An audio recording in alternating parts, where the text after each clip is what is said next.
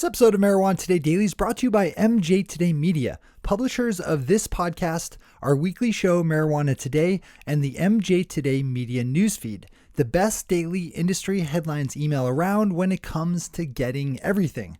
The MJ Today Media newsfeed puts all the headlines from the industry into your email inbox every morning with all the stories organized by state. Between that email newsletter and our widely listened to podcasts, we offer a fantastic platform for you to advertise your legal marijuana business, product, or service. To learn more about reaching our audience with your marketing story, send an email to advertising@mjtodaydaily.com. That's advertising@mjtodaydaily.com. Good morning, Marijuana Nation. It's Friday, June 16th, 2017, and you're tuned in to episode 270 of Marijuana Today Daily. I'm your host, Shay Gunther, and I'll be walking you through today's marijuana news and headlines. As always, we have a full and busy day of cannabis news in our hands, so let's jump right into it. Our top story this fine Friday is a letter written by Pennsylvania Governor Tom Wolf to U.S. Attorney General Jeff Sessions, in which the governor criticizes the AG's recently reported on request of the power to prosecute medical marijuana patients and providers following state law. Regular listeners know that medical marijuana currently enjoys a measure of protection from federal harassment thanks to the Rohrabacher-Farr/Blumenauer Act, but that in recent weeks, Attorney General Sessions asked congressional leaders that those protections be lifted. In response, Pennsylvania Governor Wolf wrote a letter asking that the federal government keep their hands off his state's nascent medical marijuana program.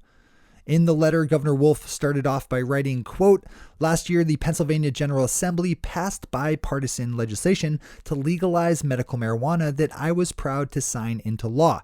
The legislation was a result of conversations with Republicans and Democrats and fierce advocacy from families of children who were stricken with terrible illness that could be helped with medical marijuana," unquote. The governor went on further to tell Sessions that he was disturbed to hear of his request of the power to crack down on medical marijuana and vowed to ask the Pennsylvania Attorney General to take legal action to counter any kind of attack on his industry. Turning to Vermont, we have news of a counter proposal pitched by Governor Phil Scott to state lawmakers to their counter proposal for legalizing adult use marijuana. This is another story that regular listeners should be well familiar with by now, with Vermont taking an incredibly twisting and turning path to the brink of legalizing some kind of adult use marijuana. After a bill was passed out of the state House and Senate recently, it was vetoed by the governor, who simultaneously released a list of changes that would have to be made in order for him to sign off on it. Today's headline is that the counter proposal that was sent to the governor after that veto has apparently been sent back to legislators with some more necessary changes. As always, we'll keep an eye on this one as it develops. Our final top story of the day is a potentially industry-changing court decision that is expected to land sometime this calendar year involving banking services.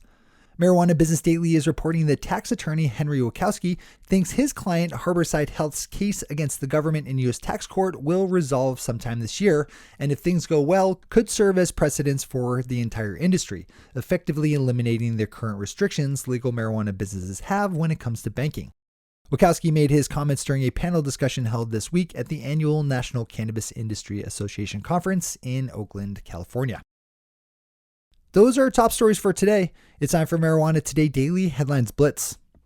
Before we blitz out on headlines, let's quickly thank our sponsor, MJ Today Media, publishers of this podcast, our weekly show Marijuana Today, and the MJ Today Media newsfeed email newsletter. Right now is a great time to get in touch about sponsoring our shows, as we're letting advertisers lock in today's prices for up to a year. With our traffic growing as quickly as it is, you will look like a genius in 6 months when you're paying half the rate that new advertisers are coming on board to. Make the best marketing decision of your year right now by sending an email to advertising@mjtodaydaily.com to learn more and to get a copy of our current ad kit, which lays out all the important pricing and demographic information. Again, that's advertising@mjtodaydaily.com. All right, time for the Blitz. We have some great news for criminal justice out of British Columbia, Canada, with a court decision landing that finds mandatory minimum sentences for marijuana offenders to be unconstitutional. The case involves a young man who was arrested in 2013 in a police raid on a medical marijuana growing co-op. The young man had a clean criminal record and had been working as a marijuana trimmer at the co-op for a couple of years prior to the raid. Nevertheless, under the law, he faced a 6-month mandatory sentence due to the number of plants being cultivated at the co-op. During sentencing, his judge ruled that the 6-month sentence was not a just sentence, saying in court, quote, "I note that a 6-month sentence is typical for a first-time trafficker involved in a relatively sophisticated commercial dial-a-dope operation. Imposing that sentence on a 19-year-old student or a migraine sufferer who is growing 6 plants intending to share them with friends would, in my view, be abhorrent to most Canadians." Unquote. The judge handed the young man a suspended sentence, which was appealed by the government, only to be upheld in the most recent ruling late last week that found mandatory minimum sentences to be unconstitutional as a whole. New Mexico's health secretary has rejected the recommendations given by the state's Medical Cannabis Program Advisory Board over the addition of a number of new qualifying conditions. State Health Secretary Lynn Gallagher rejected the idea of adding opioid addiction and Alzheimer's to the list of qualifying conditions, as well as the idea of allowing doctors to recommend medical marijuana to patients using telemedicine and increasing the allowable plant count for providers. This is a good story to click over to for all the details. As always, we have all the news we cover linked to on our website at mjtodaydaily.com and on our Twitter account at mjtodaydaily. Yesterday, state lawmakers in California signed off on a state budget bill that includes a number of items dealing with legal marijuana, including provisions that set up the rules and regulations for cannabis delivery services, how marijuana strains and products will be named and branded, and the requirements for being considered organic.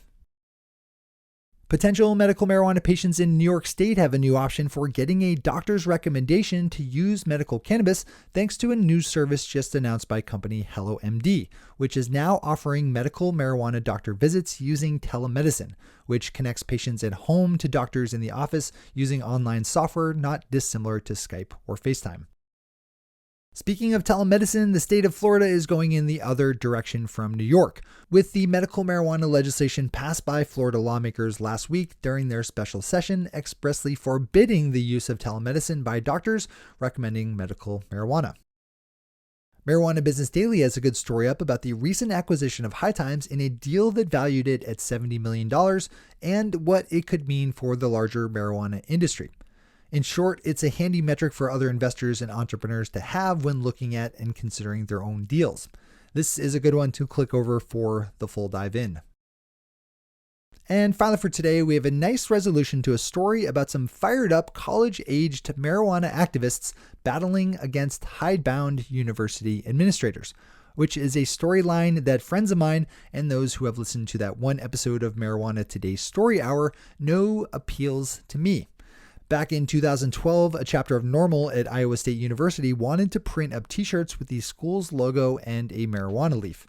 After initially granting their okay, school officials pulled their approval, setting off a legal battle that spiraled all the way up to the 8th U.S. Circuit Court of Appeals, who earlier this week ruled that the students' freedom of speech had been trampled on by school administrators, clearing the students to not only print up and sell the shirts, but to also seek damages from the school. Nice work there. Those are the headlines and news for the day. I'll be back with you again Monday morning with another information-packed episode of Marijuana Today Daily. But in the meantime, if you have any stories to share or feedback to give, zip us an email to headlines@mjtodaydaily.com. And while you're clicking around the interwebs, swing over to our Twitter account at mjtodaydaily and visit our website at mjtodaydaily.com to find links to all the news we cover. Thanks to our sponsor, MJ Today Media, and to all of our awesome patron listeners for the support that makes this show possible. To join the illustrious ranks of the patron listeners yourself, swing over to our website at mjtodaydaily.com and click on that big blue button at the top of the page that says Become a Patron. I'm your host, Shay Gunther. Thanks for tuning in and starting your day with Marijuana Today.